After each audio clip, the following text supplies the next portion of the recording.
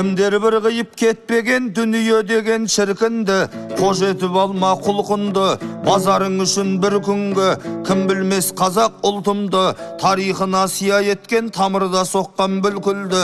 Ат үстінде жүргенде аттап едігім ғұрпымды, қазан қасап жеп алдым жауға мінер жылқымды. Не өтпеді даламнан, жүрекке қанша мұң тұнды.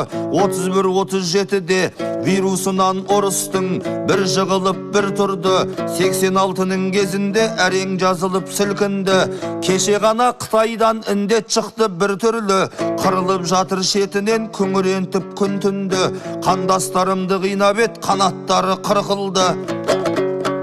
Айналайын ағалар, қойыңдар қыңқыл-сыңқылды, шекараны шүршітпен тас бекітетін күн туды.